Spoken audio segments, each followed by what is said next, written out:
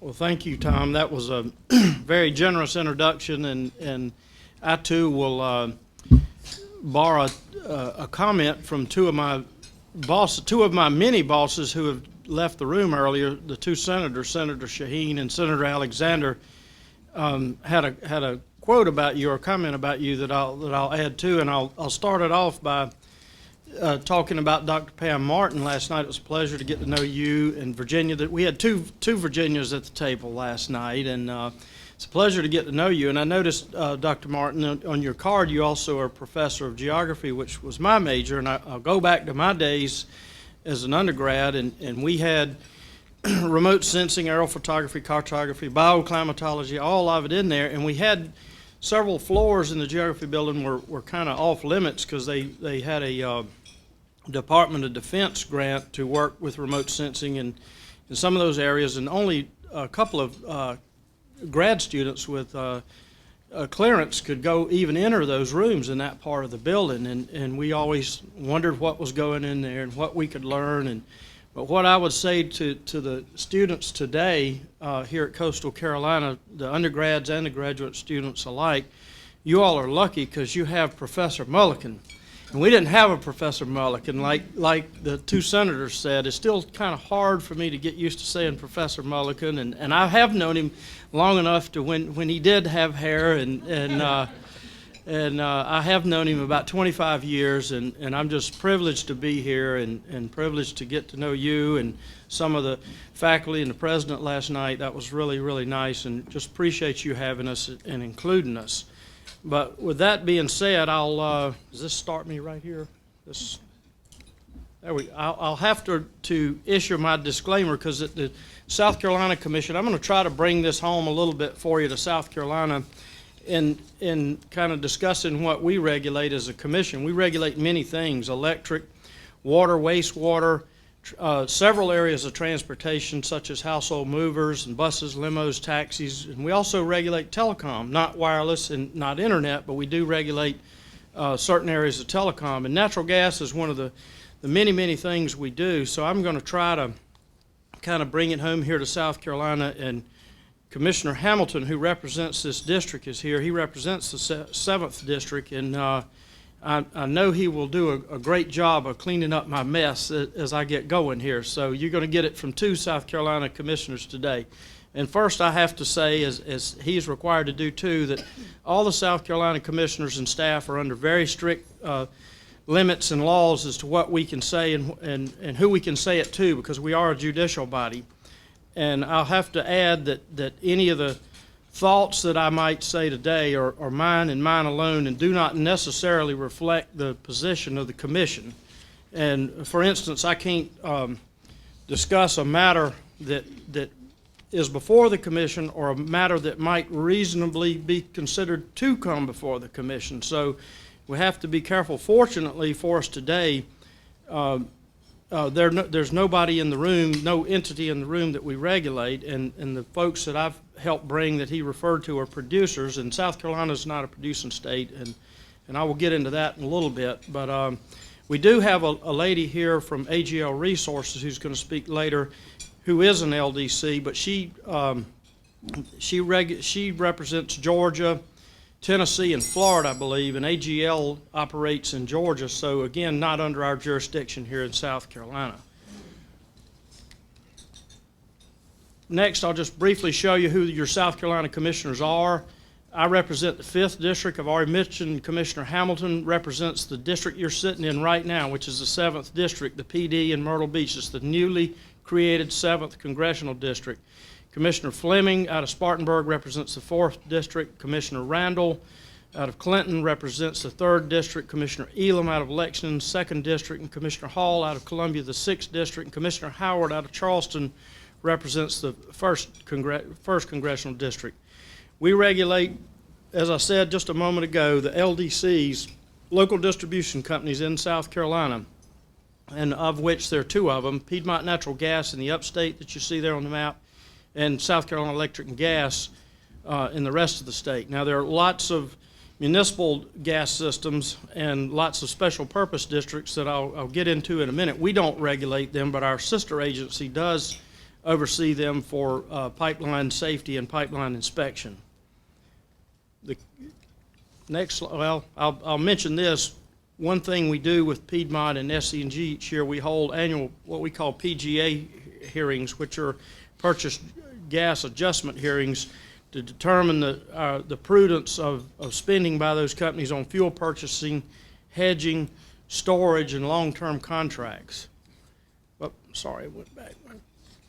These figures that I show you now, lots of reference has been made today to carbon and greenhouse gases, and these units, it's a little bit, I don't know if you can quite read it the way the background is of it, but we've just in the last few years, and when I say last few years, I mean the last 2 to 3, our utilities in South Carolina, and I'm talking about our electric utilities now, DEC is Duke Energy Carolinas, what we know as the old Duke. DEP, right below it, is Duke Energy Progress, which is the old Progress Energy, formerly Carolina Power and Light, that served the PD region, and South Carolina Electric and Gas is the third one. And the three of them, as you can see, combined have retired a total of 3,480 megawatts of coal. They've also converted another 515 megawatts to natural gas. And as you can see, there's in the little notes and asterisks below with McMeekin Station and some others, there's some more pending retirements and conversions a little bit ahead. But we've done a lot just in the last couple of years. And to give you an idea of how much we're talking about there, that number there, 3,480 megawatts, just to give you an idea of how much coal generation has been retired in South Carolina in the last couple of years. V.C. Summer Nuclear Station Unit 1, the unit's already, that's under operation, been on operation since 1981, it actually is 966 megawatts. So what we're talking about is 3.5 times what one nuclear unit is. That's how much coal generation has been retired just in recent years here in South Carolina. South Carolina natural gas-fired electric generators, as you'll see, we have combustion turbines with DEC, Duke Energy Carolinas, 10, Duke Energy Progress, 6, and then SC&G has 2 combined cycle plants, and SC&G has the 8 combustion turbines. I'll get into a little bit more about the types of plants and what's going on there in a moment. This is a flow chart of what we do regulate and what we do not regulate. On the left, you can see the production side, the gas wells and producers, and some of these folks are going to follow me here in just a moment, the producers. South Carolina, again, is not a producing state, so we don't have any regulatory authority there. We also, in the gathering side, it's regulated by some states, and I think Jim Tremuto and others here can correct me, but I think Oklahoma and a few of these other states do regulate their production and their gathering, and in South Carolina, of course, we do not. In the middle there are 29 major interstate pipelines that are regulated by FERC, Federal Energy Regulatory Commission, and USDOT, and their arm of USDOT that regulates that is called PHMSA, Pipeline and Hazardous Materials Safety Administration. On the far right is what we do regulate, and that's the 2 companies I've mentioned, SCE&G, Piedmont Natural Gas, or LDCs, local distribution companies, and within those companies, we regulate their service to residential, commercial, industrial, large industrial, and our electric utilities that use that gas for electric generation. We also, when we have the annual PGA hearings, we look into their prudency of storage as well too. Our couple of our utilities used to hedge. I think I may have a slide on that a little later, but one of them has suspended its hedging program altogether, and the other we still have given them authority to hedge anywhere from 0 to 45%. I can't give you the exact number they're doing at this moment, but the way hedging just real briefly, the way it, for those of you that may not know how it works, hedging is almost like an insurance policy.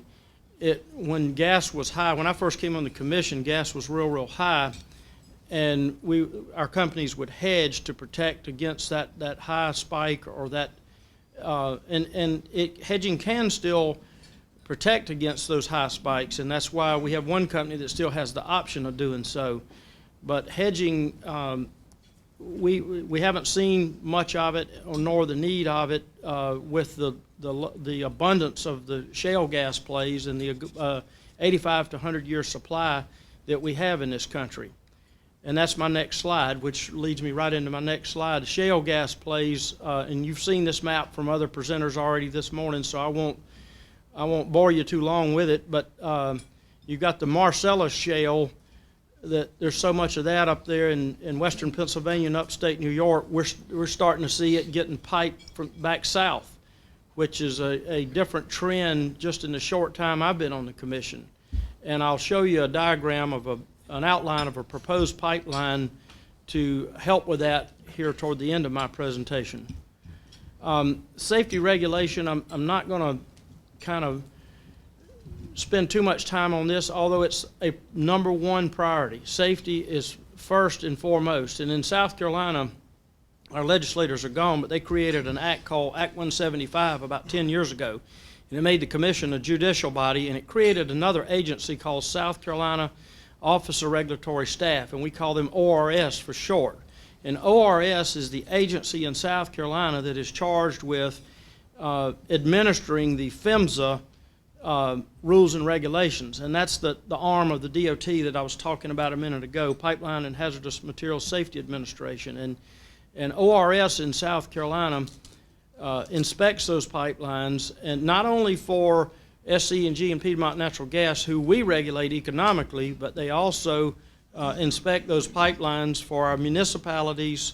For instance, if your town or city has its own natural gas department, it's not for profit, so therefore the commission doesn't regulate or set its rates or have any jurisdiction economically. However, ORS still comes in with their pipeline inspectors and inspects it for safety, and they are reimbursed from those municipalities and from the other gas special purpose districts. Some of you may be served by gas special purpose district that is also not for profit, therefore again not subject to commission regulation for rates.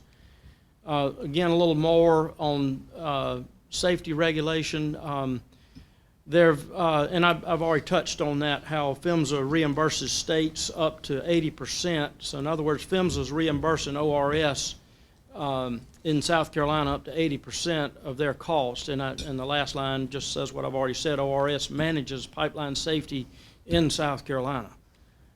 PHMSA, this is ORS's commitment to pipeline safety. PHMSA training as soon as possible. Unfortunately, there's only one place in America that trains those pipeline inspectors, and I believe it's in Oklahoma. And I think there's been some talk about maybe trying to have another location so that might be a little bit more closely located to other parts of the country and maybe get people in and out a little quicker. Just to tell you where we are in South Carolina, this tells you a little bit about how many system operators we have, how many master meters, how many miles of distribution pipe, and how many miles of transmission pipelines. And to tell you a little bit where we are, this next slide does that. We're fortunately ahead of most states in this area. And there have been some real tragedies in America. Many of you may be familiar with the pipeline explosion in San Bruno, California, about 3 or 4 years ago. And at NARUC, where Commissioner Hamilton and I serve on committees, NARUC formed a special pipeline safety task force to address the issue as a result of the explosion in San Bruno, and it killed several people. And tragically, one of the people that was killed was actually an employee of the California Public Service Commission. So they knew firsthand, right up close and personal, the tragedy of that pipeline explosion in San Bruno. We've had other instances in California and a few other states, but we've not had anything, fortunately, we've not had anything bad in South Carolina. And what I would share with you, to kind of to even a little better, there's no cast iron piping left in South Carolina, and that's where a lot of the problem was coming from. And I got here a bullet point: only 45 known bare steel surfaces in South Carolina. We did have a little problem with a product called, and Ron, help me if I'm saying it wrong, Aldolay pipe, which was a product that was produced by a company that later I think was owned by DuPont, but that I think has all been identified in South Carolina, and I cannot swear to you that all of it has been removed, but I think for the most part it has. Again, keep in mind the pipeline inspectors don't work in mine and Commissioner Hamilton's office. Most state commissioners can walk down the hall and talk to their pipeline safety inspectors, but because of Act 175, they're housed at ORS, which by state law has to be housed in another building, and it is 4 miles away from us downtown by the State House. So we don't have daily interaction with those folks and are permitted from doing so by law. Here's some more enforcement procedures following the new proposed rulemaking. As a result of that, NARUC came up with a report to America on pipeline safety that was presented to Energy Secretary Chu at the time, and of course now Secretary Moniz is the secretary. But as a result of that, the federal government promulgated some more rules that have triggered a lot more safety requirements and had PHMSA much more involved, and they're working a lot closer with the states, and because we consider, one accident is too many. It just really safety is paramount, and there is no margin for error when you're dealing with pipeline safety. In South Carolina, we have what's called the Natural Gas Rate Stabilization Act, which is how our rates, I'll actually cite the laws, Chapter 5 of Title 58, and it was enacted in 2005, a few years before I got on the commission, and it was intended to increase the stability and predictability of natural gas rates to South Carolina natural gas customers of these LDC companies. And what that provides for is it provides a means of predictable and routine adjustments of utilities' non-fuel rate components, such as current levels of investment, revenue, expense, as much as the PGA, the purchased gas adjustment that I talked about earlier, process allows. And it's intended to reduce the number of expensive and time-consuming rate proceedings that the Commission previously had. And so now the Commission generally issues an order specifying a range of 50 basis points above and 50 basis points below the cost of equity upon which rates are set when a gas utility elects to come under the Act. And both of our utilities, or SE&G and Piedmont Natural Gas, have elected to come under the Act. And the return on equity is not changed until the company's next rate proceeding. And this goes into when they have to file at a period ending March 31 each year, and then we have a monitoring, ORS issues a report. I think that's at the top of my next slide here, issues an audit report and comments from interested parties, and then the Commission has to issue an order by October 15th. Natural gas issues, as you can see, I got many of them highlighted there, and each and every one of these on that bullet point are very important to us. I did highlight gas and electric interface because I'm going to get into a few slides on that, because it deals with our generation mix and how our country is transitioning more toward generation by natural gas and getting away from some of these coal-fired units. And as this continues to happen, our dependency on natural gas is going to continue to increase. Well, I just said this next slide, the need for new baseload generation, and I don't think I've mentioned it yet, but the Commission just issued authority, or certificated, if you will, a authority for a new 750 megawatt combined cycle gas plant in Anderson County, near the Anderson-Greenville County border. It's called the Lee Station. And again, that is a very, very large gas generation facility. Again, it's about 3/4 the megawatts of one of the nuclear plants. So we're talking about a large generating facility on gas. And my last bullet point there talks about the failure of the nuclear renaissance to take root and our dependence on gas. Well, that's true nationally. The nuclear renaissance that everybody expected has not happened. However, here in South Carolina and in Georgia, it has happened. We're building 2 new nuclear plants, Units 2 and Units 3 at V.C. Summer Nuclear Station, SC&G's site at Jenkinsville, which is in western Fairfield County, my home county, just almost to the Newberry County line. And Georgia also is building the same exact units, the AP1000s, Units 3 and 4, over at Plant Vogel, which already houses 2 nuclear units there. So South Carolina and Georgia are the only 2 states to push forward in what they thought was going to be this massive nuclear renaissance with as many as 20, can't remember the figure, 26 new nuclear units were anticipated to be built. Right now, I only know of about 5. So that's what that last bullet point meant. I'm not going to get too much into the emission limits of of coal and gas. I think Ron and others will maybe touch on that, but it's clearly obvious. I think natural gas emits about 40% of what a coal-fired generation facility does. So it's less than, it's a big bounce. It's more than 50% cleaner in that regard. Again, more gas and electric interface, and I'm going to not steal Ron and Shannon's thunder on this because I know they're going to get into that. But I'm going to get into, next I'm going to get into, well, you can't quite see that. That's our pipelines in South Carolina. We have Transco and we have Southern Natural Gas. We had another interstate pipeline that was CGT, Carolina Gas Transmission, that was sold off just recently to Dominion. So we are lacking a little bit in being able to get gas in here, as somebody pointed out last night, not nearly as badly as New England is.